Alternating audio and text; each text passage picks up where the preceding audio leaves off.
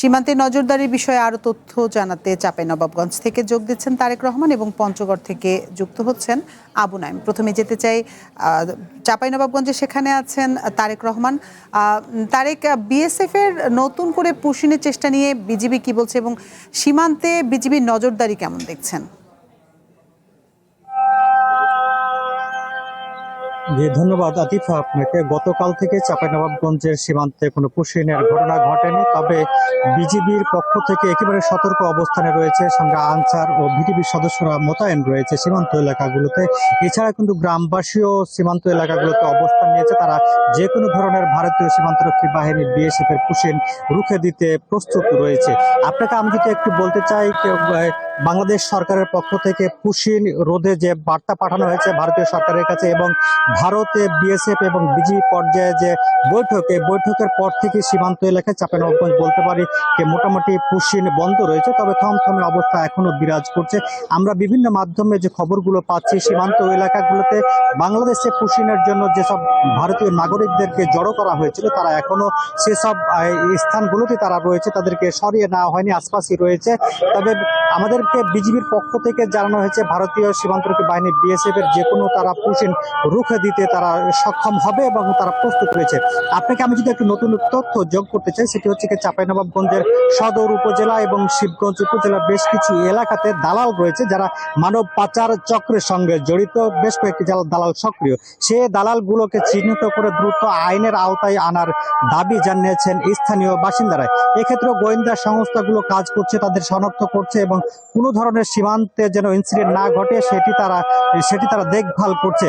আপনাকে যদি আমি আরেকটু তথ্য দিতে চাই, সেটি হচ্ছে যে সীমান্তরক্ষী বাহিনী বিএসএফ তারা মাঝে মধ্যে বাংলাদেশের সঙ্গে তারা বিভিন্ন তর্কে জড়িয়ে পড়েন এবং তারা মাঝে মধ্যে পুশিন করার চেষ্টা করেন। সেটি কিন্তু একেবারে অমানবিক আচরণ বলছে এখানকার যারা মানবাধিকার কর্মী আছে। তারা বলছেন দুদেশের রাষ্ট্রীয় পর্যায়ে যেহেতু আলাপ আলোচনা শুরু হয়েছে এবং বিজিবি বিএসএফ এর বৈঠক অনুষ্ঠিত হয়েছে, এদিকে গতকালকে রাষ্ট্রের পক্ষ থেকে জানানো হয়েছে, কড়া প্রতিবাদ জানানো হয়েছে, অবৈধ যেন পুশিন না করা হয় সেটি তারা কঠোরভাবে দমনের কথাও বলছেন। এই ছিল আমার কাছে চাঁপাইনবাবগঞ্জের সীমান্ত নিয়ে সর্বশেষ পরিস্থিতি। তারেক, আপনাকে অসংখ্য ধন্যবাদ। আপনি সাথেই থাকুন। এবার আমরা যেতে চাই পঞ্চগড়ে, সেখানে আছেন আবু নাইম। আবু নাইম, আমরা চাঁপাইয়ের সীমান্তগুলোর পরিস্থিতি জানছিলাম তারেক রহমানের কাছ থেকে। আপনি আছেন পঞ্চগড়ে, সেখানকার সীমান্তগুলোর পরিস্থিতি কেমন দেখছেন? বিজিবির নজরদারি সেখানে কেমন এবং নতুন করে কাউকে পুশিনের চেষ্টা করা হয়েছে কিনা? জি, আমি আপনাকে যদি জানিয়ে রাখি যে পঞ্চগড় কিন্তু একটি সীমান্তবর্তী জেলা এবং এই জেলার প্রায় 280 কিলোমিটার জুড়েই কিন্তু সীমান্ত।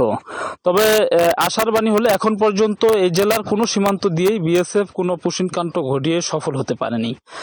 আমি আপনাকে যদি আর একটু জানাই যে গত কয়েকদিন আগে কিন্তু ভারতীয় বিএসএফ পঞ্চগড়ের বড়বাড়ি সীমান্ত দিয়ে 10 জন ব্যক্তিকে পুশিন করবার চেষ্টা করেছিল, কিন্তু স্থানীয় লোকজন এবং বাংলাদেশের বর্ডার গার্ড বাংলাদেশ বিজিবি কিন্তু সেই পুশিন কাণ্ড ঠেকিয়ে দিয়েছে এবং টানা 3 দিন ওই মানুষগুলো সীমান্তে থাকার পর এক পর্যায়ে কিন্তু বিজিবির কড়াকড়িতে বিএসএফ সেই মানুষগুলোকে ফেরত নিতে বাধ্য হয়েছে। আমি এই মুহূর্তে অবস্থান করছি পঞ্চগড়ের মিরগড় সীমান্ত এলাকায়। এটি পঞ্চগড় 18 বিজিবি ব্যাটালিয়নের আওতাধীন একটি সীমান্ত এলাকা। এখানে আমি যেমনটি দেখছি এবং বিজিবি স্থানীয়দের সঙ্গে কথা বলে যেমনটি জেনেছি, তারা কিন্তু পুশিন কাণ্ড ঠেকাবার জন্য এবং শুধু পুশিং না, যে কোনো অবৈধ অনুপ্রবেশ ঠেকাবার জন্য কিন্তু তারা তৎপর রয়েছে এবং গতকাল রাতেও তারা বৃষ্টিতে ভিজে তারা বিভিন্ন টহল এবং তৎপরতা পরিচালনা করেছে। তারা আমাকে যেমনটি জানিয়েছে যে তারা তাদের এই কার্যক্রমের সাথে স্থানীয়রা স্বতঃস্ফূর্তভাবে সহযোগিতা করছে এবং তারা বিজিবিকে অভয় দিয়ে বলছে যে বিজিবির যে কোনো তৎপরতায় স্থানীয়রা তাদের সঙ্গে থাকবে এবং বিএসএফ এর যে কোনো পুশিং কাণ্ড ঠেকাবার জন্য তারা ভূমিকা পালন করবে। আমি এখানকার বিজিবির সঙ্গে কথা বলেছি। বিজিবি আমাকে যেটা জানিয়েছে যে তারা বিভিন্নভাবেই বিএসএফ এর পুশিন কিংবা অনুপ্রবেশ ঠেকাবার জন্য তারা প্রচারণা চালাচ্ছে, মানুষকে সচেতনতামূলক প্রচারণা করছে, মাইকিং করছে এবং সীমান্তে সার্বক্ষণিক তাদের টহল জোরদার করেছে। তারা যেটি বলছে যে বিজিবি